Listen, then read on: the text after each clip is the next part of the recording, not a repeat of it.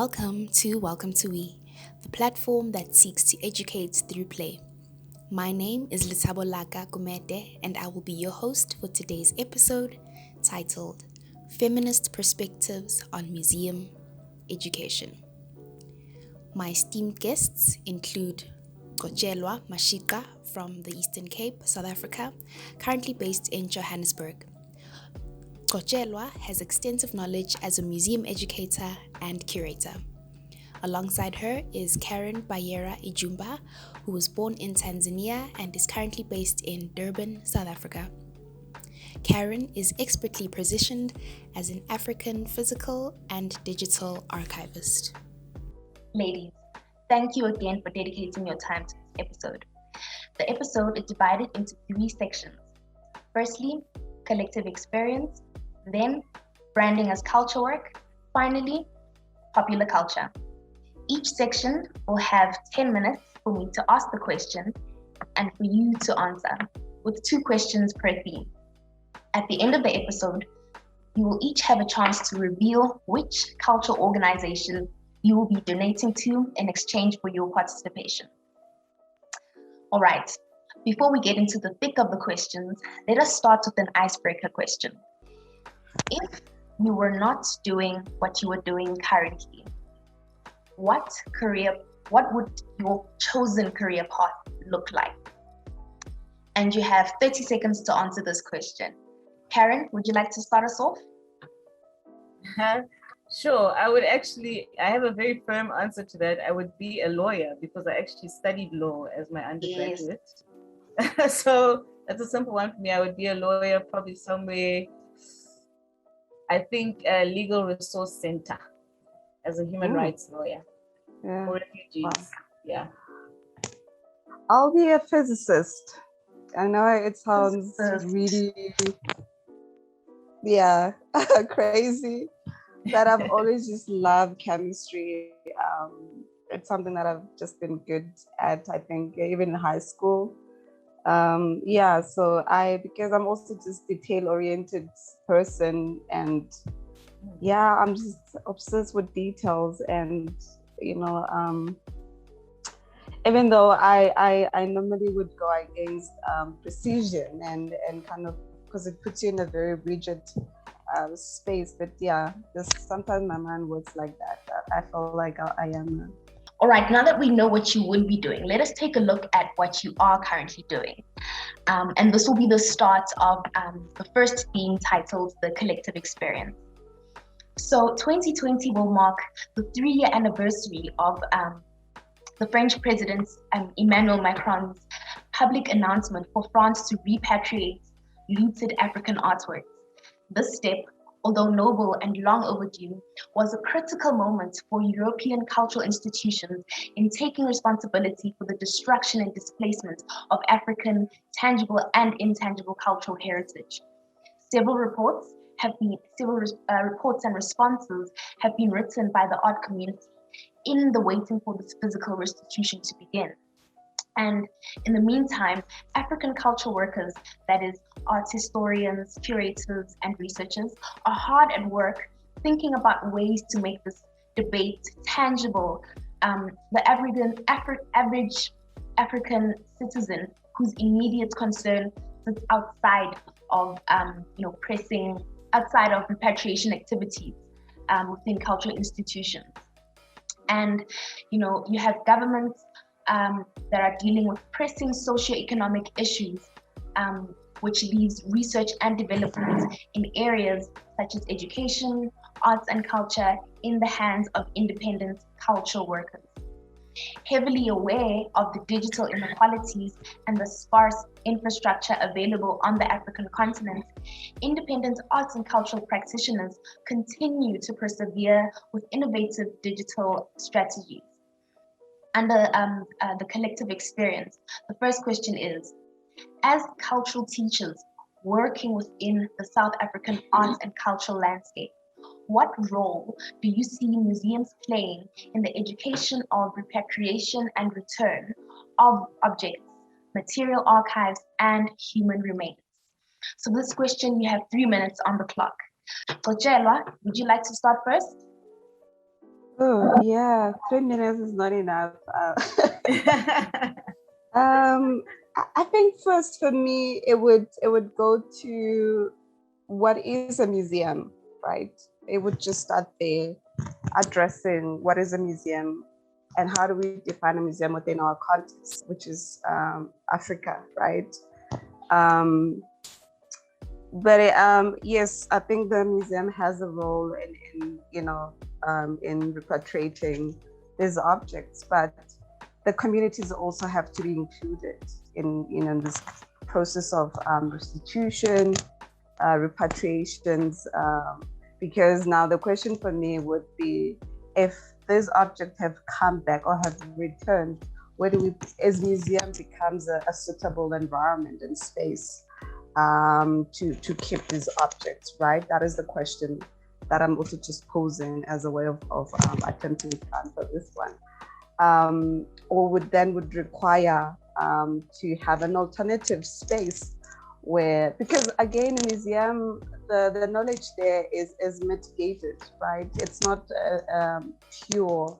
There is there's facilitation happening, because even when I call myself a curator, I am sort of like arranging narratives, histories in a way that I think the audience would receive them. But first and foremost, I think the important thing is how we're receiving, how our understanding of museum at this point, because it's still kind of a foreign concept, especially within the Black community, right? It's very intimidating. It's very like uncomfortable space to be in if it's your first time.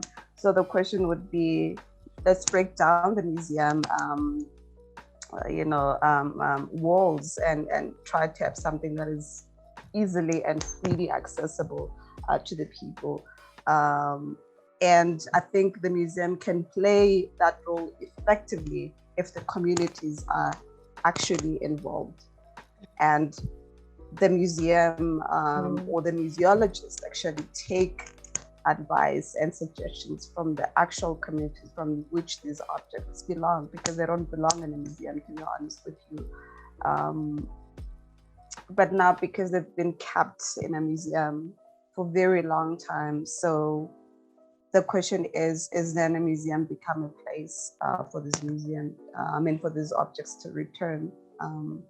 Yeah, that's the question. And also the question of human remains, it's very a volatile one, right? Because we're not just talking about skeletons here, we're talking about people, right? We're talking about people who've got families, who've got descendants. So it's quite a volatile one. So there's a lot of things that we need to address before we could talk about repatriation and keeping these objects in a museum. That would be my 3 minutes answer. Yes, absolutely. Love it. Thank you. Karen, would you like to give your answer a go? Sure. And I think it's just also in response to Gcotyelwa's kind of points that she has raised. And the first thing being like understanding how do we define a museum and what's the role in the community. I think it's important for the museum to start like unmaking itself and then to include the community in that process of figuring out what the space is actually facilitating within the broader context within which it exists. We're given this thing, we've seen all like the negative things that it can bring in terms of knowledge production, hierarchies, power. You're speaking about violence, the kinds of things that we put in there. So like, how do we start rethinking what this thing can do in our space? And the museum needs to be open to relearning, like to know that they don't actually have the mechanisms to be a museum in African space, to understand that there's nobody who has the skills or the knowledge yet, and that we need to actually start creating that language and creating that knowledge and creating those skills for that space to then manifest what it's supposed to do and be doing in an African space. So I resonate so much with you in terms of saying like, we don't know what it is. We were given it, sure, but we need to disintegrate it so it becomes something that it sits on the landscape with what we think a museum should actually do. Yeah. And now to maybe delve a little bit deeper into this topic of repatriation. An article published at the University of Exeter in the UK, along with 108 signed signatures from culture workers, educators, museum workers, mostly in the UK. I think I saw a handful of African colleagues. Alas, this article was a response to the 2018 SARS-Savoy report, which was commissioned by the French government to officiate the beginning of the restitution process by the French. This particular initiative also nudged, the neighboring communities and countries around France to take up the baton in this lengthy process. The article highlights the significance of digital heritage being just as important as material heritage. Furthermore, the article emphasizes a new relational ethics in the ownership and management of African cultural heritage. However, as it stands, cultural institutions in South Africa, and I would even argue outside of South Africa into the African continent, still bears the stigma of being inaccessible and unfamiliar to the communities that they represent. Mm-hmm. So the question here is, how appropriate then is digitization as a way of archiving? How appropriate is it if there is still this symbolic and physical disconnect to the cultural institutions whose purpose it is to represent, to preserve, and to fix the collective memory? Bearing in mind also that these particular objects that would be repatriated back have lived outside of the communities and the context for so long, and as a result have developed new meanings in the host communities that they would be sitting in. So, Karen, would you like to start us off? We have 5 minutes for this rather lengthy question. Yo, it's heavy. You're making our brains work so early in the morning, but I think it can be done. So I think so I'll speak from my personal experience of being involved in digitization projects, and the banner that goes over it is always that you're scanning these things to put them on the big World Wide Web, because everybody has access to the big World Wide Web, and once it's there, all these inequalities about access to information, be it that you're not in the locality, or like maybe you're a person of lower income and can't access the archive. If it's a paid one, you now have access to it online. The reality is not that at all, because then there comes kind of questions around economics, because these archives would then release the stuff into the internet, then go, but wait, now if we're releasing it, how are we going to make money? Because that's how we really are supposed to make money. The people who are supposed to suddenly access these things that are in the World Wide Web can't actually, because we've got issues around our digital economies and how many people actually have access to that. How many people are on their mobile phones versus having access to like a really, what do you call it, high data kind of site, because when you're going to a digitized site, you're looking at things that have been scanned in 3D or 2D, high resolution, so that they can be reproduced in like European spaces. So already you're excluding the people who have like buying that 20 megabytes of data is not going to go to that space, meaning they're actually not even more accessible. Then there's more issues around then like who becomes the benefactor of these things, because we're actually extracting stuff from Africa, but stuff is not coming back to Africa. We don't have access to like Oxford's Africana collection, whatever. They haven't digitized that stuff. So where's the flow of kind of cultural practices and cultural exchanges going? Is it that we're doing this open access thing to give more and more without realizing that we are under the banner of like, now we're all sharing knowledge because that's the cool thing to do and the communal thing to do? Or are we actually just being tricked into something that's a little bit more sinister than that? So it's complicated, man, but I think there's an opportunity to play with what digitization can do for an African space. And to give myself some time to think about that, I'm going to ask Gcotyelwa to please just give me a mental breath, and give her response. Then I'll come back with flowing from what she has to say. Yeah. suppose for me, the notion of access and maybe putting up digitization as one of the ways, right, of making knowledge accessible. It still boils down to the physical structure of a museum, right? It still boils down to the physical objects that are in the museum, which only few people are able to see them, right? So in what sense then I was saying digitization then allows a bit of accessibility, because I feel like it's still targeting the elite, it's still targeting the privileged ones, right? So for me, as we have to, yes, maybe for now, but I think it's a quick solution to actually something that has been there for a very long time. Let's tackle the accessibility of the physical space. And it goes back to what I said in response to the first question of what is a museum in our context, right? These are the places that have never attempted to work with the communities that they claim to represent or serve, right? So how does then, because remember, if digitization comes in as a method of accessibility, it would land exactly within that structure, right? That system, that system of elite, basically, that system that only certain people get to use, right? I mean, Karen, you touched on, data issues, like what kind of phone you use. That's another thing. And as I said, on our chat on Wednesday, was it Wednesday? Yes, yeah. And I said, what about then the people who are living in the villages? Because we're always thinking about us now, and we don't really look at the processes of digitization, right?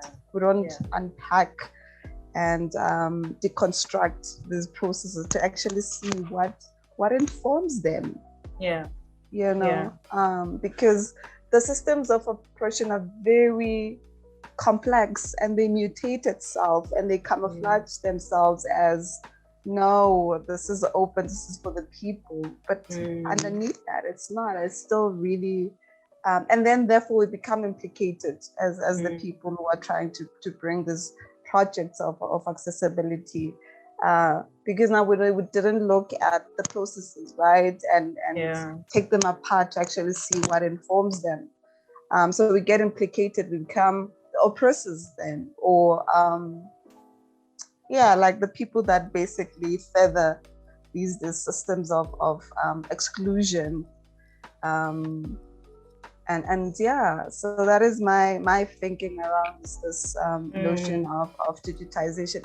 I think it's great in terms of, if you just thinking about now, we have to preserve this for future generation. I think it's a beautiful thing, but whose language is that, right? Because the language of preservation has not been, even though we're doing it in our own cultures, in our own homes. You've got heirlooms at home from your great mother, right? And they've been there. And like I was making an example about Ingai, which is a ceramic pot, which can be used to store food. Mostly at home, it's used to when we're making umqombothi, this traditional beer. And I don't know what chemicals or what kind of clay the creator used, but it's something that stays forever. Having just gatherings or whatever, and just how do we then preserve these objects for the next generation? Because it's not that the preservation and thinking about future generation, it's a white thing. It's not a white thing. It's within us. Our families have been thinking about, I'm gonna keep this blanket for my kids. It's something that's within us as people. But then it should be on our own terms. That's my thing. We need to come up with these terms, right? We use the preservation term, digitization, but the definition and the processes, we use the terms that reflect who we are. I need to just jump. I need to jump in there just to also Please. finish that thought. Not No, even finish it, to carry it on, because I think it's so important what you're saying. It's like the process. We're asking ourselves, like, why are we digitizing and who's the benefactor? So like I imagine myself sitting at like that digitizing desk, and I've got this big computer and this big scanner, and I'm scanning and it's going into the big World Wide Web. But what if I was scanning for it to go to like it's like a, you know, a simple smartphone where somebody who's chilling in Kwamash can look at like pictures from 1850s, whatever case may be. So like that kind of thinking about where is this thing going? And then I just wrote down here, and also what other problems can we be solving besides preservation by doing that? Are we giving people content to be able to create something for YouTube that they can then expand into doing something, or TikTok? Like, how are we circulating these things to be in other ways, and then be able to empower people with the cultural content that they have, but they don't necessarily have access to on a day-to-day basis. So it's just thinking about more beyond the agenda that has been set for us. As Gcotyelwa was saying, it's like these powers have told us this is what digitization is, and it's like, no, we don't accept that because I've scanned it, now it must go down this path and back to you, and then you have access to it, and now we're becoming pipelines for your kind of visions. It's like, we scanned it, now what are we going to do with this thing that's now in a more porous form that we can spread around with each other, play around with each other, create with each other, maybe dismantle with each other. So it's just thinking about what this technology aids within an African context, not to assume that we have to use it for what has been said it must be used for. So I think that. Love it. Thank you for those answers. We're going to swiftly move along to the next theme, which is branding as cultural work.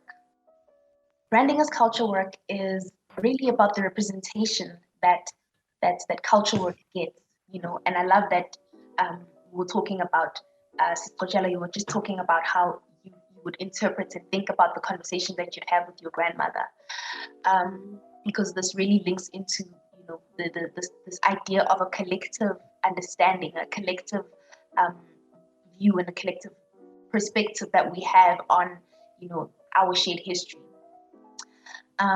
And this part of the discussion is really interested in educational toolkits that are representative of the spaces that we would like to see. So feminism, as is the framework of today's episode, is a word that tends to have more negative connotations than positive ones. However, whether we love it or hate it, African feminist theories do a lot of work in helping unpack and rethink our existence as Africans on the continent, and as African culture workers, as African cultural teachers, as African cultural healers. You know, feminism in this way can really provide a common language for us to re-narrate our individual and shared experiences. So the first question is inspired by a question that Karen asked us in our meeting on Wednesday. So for this question, you will have 30 seconds on the clock. The question is, how would you describe the work that you do in your mother tongue? Gcotyelwa, would you like to start us off? Yeah, oh my God. Ngumsebenzi wezandla, you know, but also ngumsebenzi kamoya. Yeah, that's, yeah. Okay, Karen. Love it. Karen, what would your answer be? I would say ninawasaidia watu kuonana na kujuana, which means I feel like I'm becoming the nexus for people to see each other and to know each other. That's the work I feel like I do. So in the work that we do, you know, it is easy to become invested, as we've mentioned, through time and expending emotional and spiritual energy with the work that we do, with the objects that we work with the archives that we're involved in, and with the people, you know, that we spend a lot of our time with. So in the interest of self-preservation, the question here is, how do you brand yourself outside of the institution that you work for? And this will have 3 minutes on the clock. Gcotyelwa, would you like to start? Yeah. Definitely. I have a completely different answer. I think, I mean, as we're speaking, I think it's probably it comes from the previous question about how do you explain the work that you do in your native language or mother tongue. I think for me, the brand is the community that I come from. Like, I feel like what I'm doing is fully, because that's the mission, is to represent them, right? Is to represent the people that look like me. So that is the brand. I'm proudly Black and African and everything else, all because I got to realize and accept that I'm not just, I don't represent one ethnic group, and I hate to use that term, but I represent this multiple people, in me. And the work that I do, I feel like it really realizes itself that way.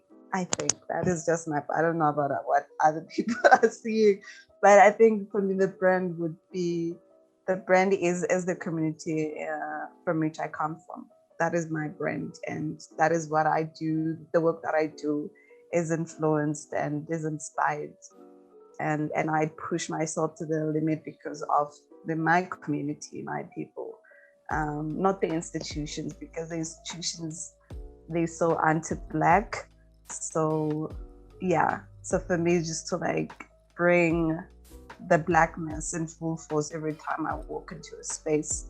And yeah, I think even when I said that, when I started working in my previous museum, I sort of became an ambassador for it. But in retrospect, I don't think I was. I think I was just representing my people through, the image of the museum. For sure. So I'm gonna read, because you challenged us to really think about this, and I even see Gcotyelwa, you thought, and you're like, no, wait a minute. I want to own those things, but let's see how I tussle with them in that institution. And I think one of the quotes from the video that you sent us that I really liked was, creativity is not a white man's category. Charlene Khan said that. And I was like, hello language. I love language. And then the other quote that I always really like is that I am not African because I was born in Africa, but because Africa was born in me, which is what Gcotyelwa was also saying. That's a Kwame Nkrumah quote where, we are birthing this thing, this identity that is African. So I think my brand is so much about enabling and empowering African-rooted, creative, cultural, and knowledge work. And I think it's like that's the thing that moves me from space to space. I never stay in one place for too long, but I'm always doing the same work, if that makes sense. So it's like the institution changes, but the nature of the work that I'm doing doesn't actually change. And that's the thread that I think I'm consistently following is, are we enabling and empowering people to use their creative energy, to use their cultural energy, to use their knowledge energy, to then birth this thing that we are calling African? Because we are the ones that were born free. Yeah. We are the beautiful ones, right? So yes, we are. I think my brand is so deeply attached to a thankfulness to that, and then to also see it manifest for a lot more other people. Yes. Thank you so much for those answers. Wow, I just feel fulfilled just listening to them and just being in this presence, in this space where we can think about them and we can have this opportunity to commune in Gcotyelwa's words. Okay, so we started off talking about the significance or lack thereof of the repatriated and returned physical and digital material culture, and then we made our way to feminism as a framework to help us language our experiences within the culture work. And now we are ending with the theme titled popular culture. Here we take a look at a South African archive and a culture worker, a cultural teacher, and a cultural healer in every respect. Produced in 2009, the song that we will be looking at is called the One Love movement on Bantu Street. This, I believe, is a love letter to the times that we live in now. In the music video, we see Dana coming out of her home with a peculiar bag, and as she starts her day, we see the township scenes start to develop, from taxi drivers calling on their passengers, to shop stewards selling food and clothes alongside the busy activity of the taxi rank. As the story unfolds, we see people contributing to Dana's mysterious treasured bag that shines so brightly like a captured fireflies in a glass jar. At one point, we see Dana taking off the bag and giving the bag to a young boy to continue the collecting of these unidentified treasures. In the end, it turns out that these letters were in fact the hopes and the dreams, such as education, that were collected to be presented for the South African leadership. As these goals are handed over to what looks like the South African leadership, it is simply squandered and taken for granted. And this anecdote, although told almost 12 years ago, can still hold true as a metaphor of South African leadership not paying enough attention to its people's hopes and dreams. However, as through the culture work of artists, curators, archivists, I am inspired to continue the work of remembering, preserving, and representing our lived experiences as Africans on and off the continent. So, the question here, which gets 30 seconds on the clock, what exhibition left you most inspired? I will start with Karen with this one.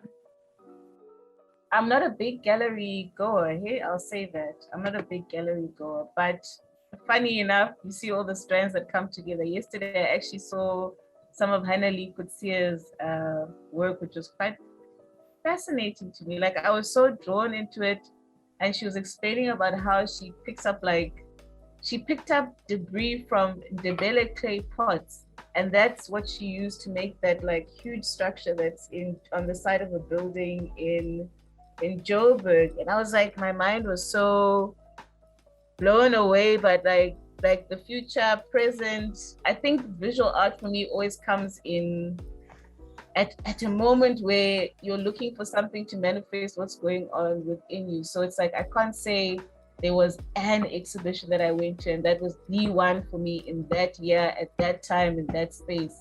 There's just moments of experiencing art, and that one is the latest one for me, where I was like, yo, art is this powerful, tacit and touchable experience that just shows up for you when it needs to. And she was bringing in so many strands around how art and science can come together, what it means to create in an African space. She's right now doing a master's in science about her arts process. Wow. And she's done works around the fact that like she figures out how to work with nature to produce the stuff that she does. And she was like, I make stuff because I want to make it and then I leave it, not because there's some other kind of gain. And it was just like this rolling interaction or engagement in the world that was so like, my mind was blown. And so it came in looking at her art, and just as she was speaking about it, it just became more and more evident, that process itself. One exhibition that, yeah, it has to be the one at Iziko in 20.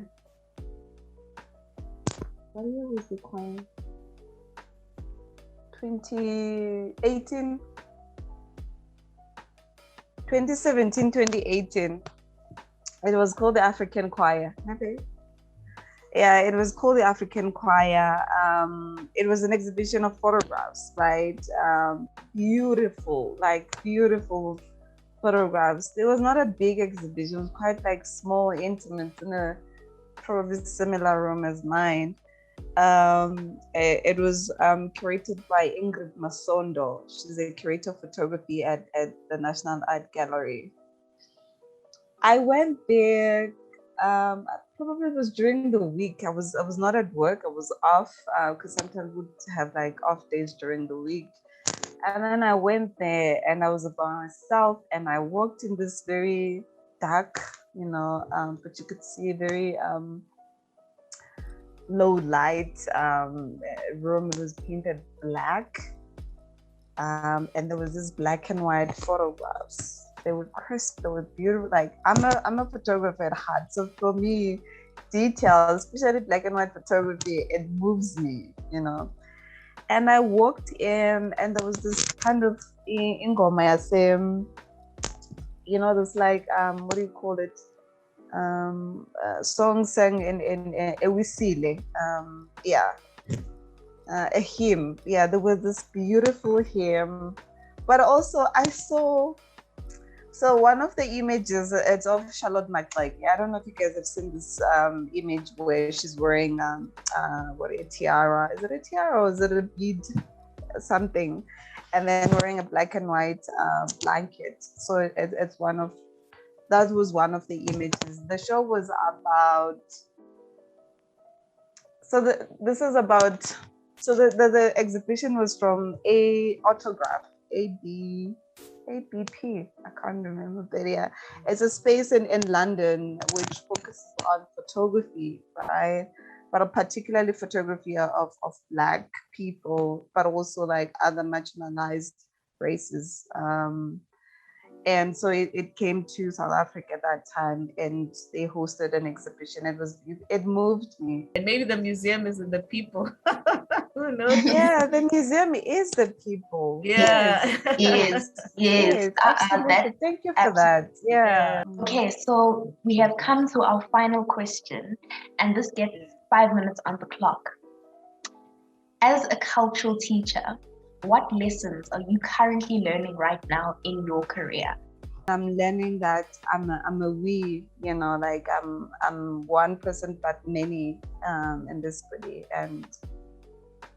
and it's a beautiful thing for me because it breaks down all the walls that we sort of, how we kind of socialized into as growing up, but also just having to, because our education is sort of like, especially from the university, sort of like Eurocentric, right?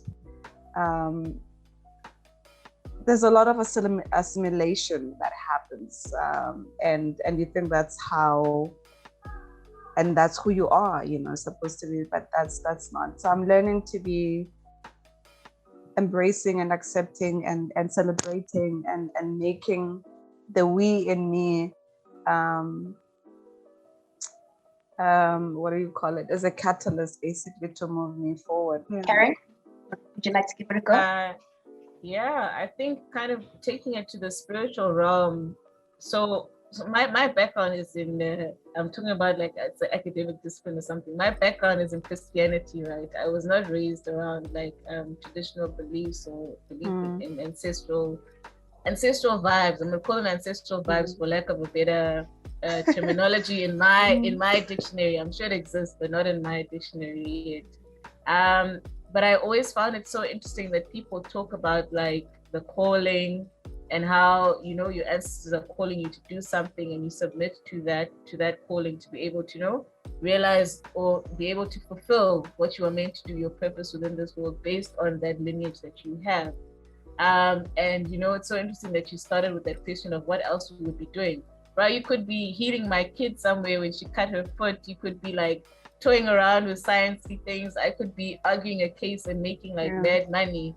But there's been these things that have pushed us to keep being within this space. And I think a lot of my and it's especially in the last few years has been about humbling myself to that and then consistently asking. And the asking happens through people, but I keep getting put on this path of doing the work that I need to do. And it's like, when you take it to a spiritual realm, it's just like, yes, that's actually it. It's not something that I can draw from. I got this degree and then now I do this practice thing. It's like I've been following something that keeps calling me to do the thing that I need to keep doing. And I think it's that humble yourself to that, even if it doesn't look like what else other people's work might look like.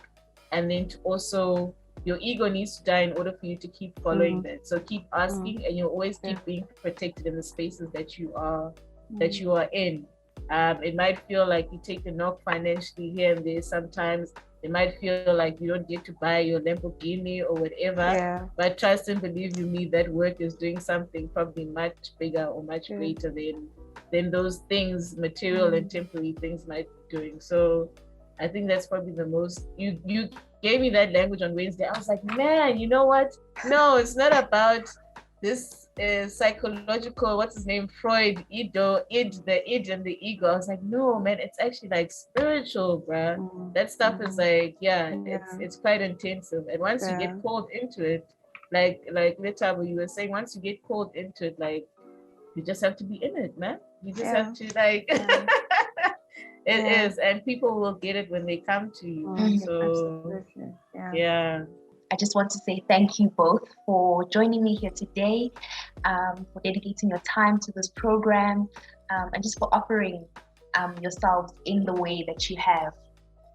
So here at Welcome to We like to explore alternative means of gratitude. So to say thank you for your participation, Welcome to We, under Empowering the Arts, will donate 3 books to a cultural organization of your choice. The book that we've chosen this year is called Grow to Be Great by Dr. Judy Dlamini and Lebohang Masang. It's not much, but in these trying times, a little goes a long way. So, Karen Gcotyelwa, have you made your decision? Which organization will you donate to today? I was thinking of a school actually in Whiteville. Later, were you from there? So I've been thinking about it's called Magalelagase Primary, right? Yes. Yes. So that's the school I've been. There you go. Wow. Okay. Great. That works. Yeah. That is perfect. Yeah. Thank you so much. Thank you. That really makes me a little bit emotional, actually. And thank you for considering the community that you're not just thinking about the place, but the people that you even know, someone who attends that school. That the fact that you're thinking about that is really, really it means a lot. It means a lot. So thank you so much to you both. And that brings us to the end of our episode. Thank you for listening and learning with Welcome to We, the platform that seeks to educate through play.